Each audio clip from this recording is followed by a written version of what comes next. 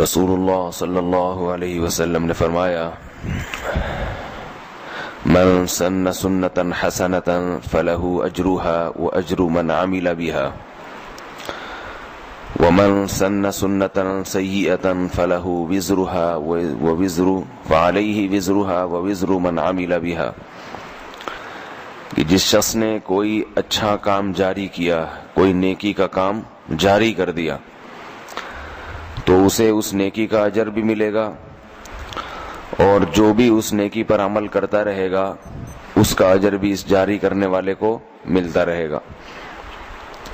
اور فرمایا جس شخص نے کوئی برا کام جاری کیا تو اس کو بھی اس برائی کا گناہ ملے گا، اور جو بھی اس برائی پر عمل کرتا رہے گا اسے بھی اس کا گناہ مل کر اس پہ بھی ہوگا، اس کا گناہ کرنے والے پر بھی ہوگا اور برائی کو جاری کرنے والے پر بھی۔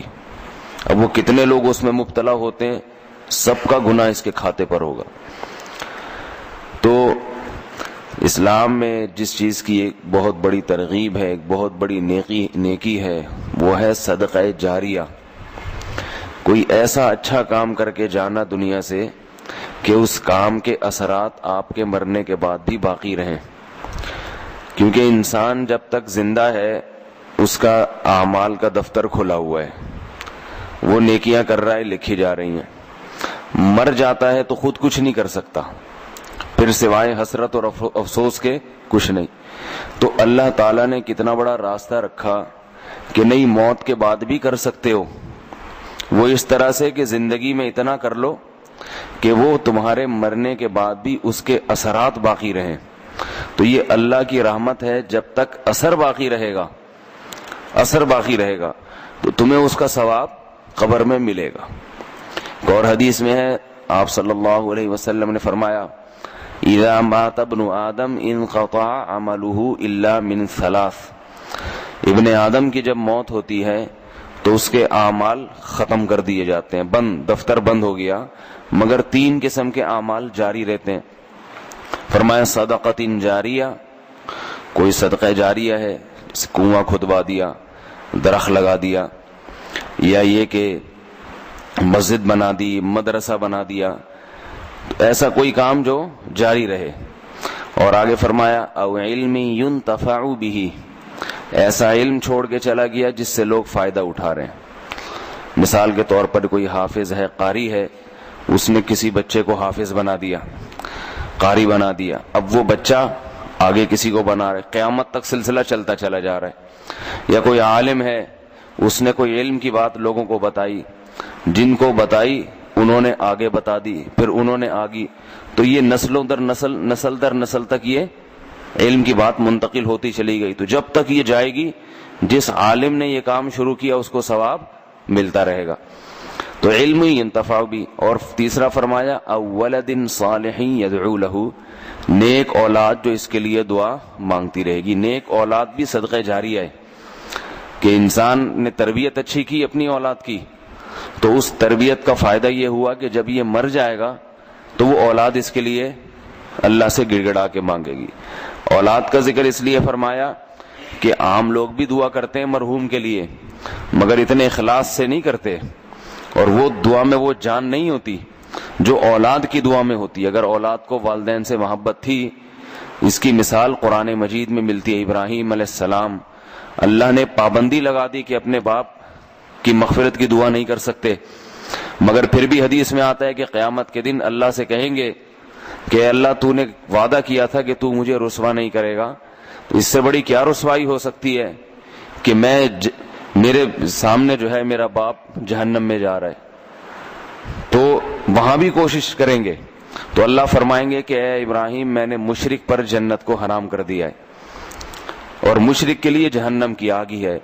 آپ کو رسوائی سے بچانے کے لیے یہ ہو سکتا ہے کہ آپ کے باپ کی شکل تبدیل کر دی جائے، وہ آپ کے باپ کی نہیں لگے گی شکل، صورت تبدیل کر دی۔ اس سے اتنا پتہ چلتا ہے کہ نیک اولاد کے دل میں والدین کو جہنم سے بچانے کا کتنا جذبہ ہوتا ہے۔ تو اسے یہ بھی ایک صدقہ جاریہ کی ایک قسم ہے۔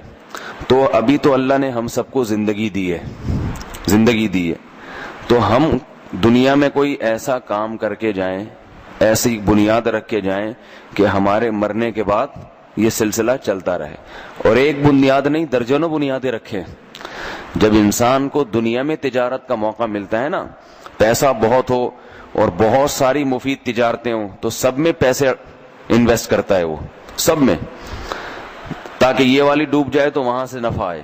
وہ تو پیسہ ہوتا نہیں ہے اتنا، اس لیے ایک ہی کو لے کے چلتے ہیں. زیادہ ہو تو جہاں فائدہ ہوگا وہاں پیسہ انویسٹ کرے گا. تو آخرت کے تاجر کو بھی ایسا کرنا چاہیے کہ صدقہ جاریہ کا کوئی موقع چھوڑنا نہیں چاہیے. مساجد میں بھی خرچ کریں، مدارس میں بھی خرچ کریں، جہاد میں بھی کریں، تبلیغ میں بھی کریں، اور جو ہے اپنی اولاد پہ بھی محنت کرے انسان، کنویں بھی کھدوائے، اور کیا ہے غربا اور مساکین کو کھلائے، علم کی کسی کو تبلیغ کر دے، اگر دین کی، کسی کو نمازی بنا دیا. حدیث میں آتا ہے الدال علی الخیر کفاعلہ، جس نے کسی کو نیکی کی دعوت دی ایسے جیسے اس نے خود وہ نیکی کی ہے. تو اب یہ نماز پڑھے گا تو اس کو اجر ملے گا. صحیح مسلم کی حدیث ہے، آپ صلی اللہ علیہ وسلم نے فرمایا جس شخص نے درخت لگایا، کیسی عجیب حدیث ہے، جس شخص نے درخت لگایا اور فرمایا جب یہ شخص مر جائے گا تو درخت سے جتنے انسان تو دور کی بات، جتنے چرند پرند بھی کھائیں گے نا اس درخت سے، پرندے بھی کھائیں گے، اس کا ثواب بھی اس کو ملے گا. وہ ضائع نہیں کریں گے اللہ تعالیٰ، کیونکہ پرندے بھی اللہ کی مخلوق ہیں، وہ درخت سے فائدہ اٹھا رہے ہیں.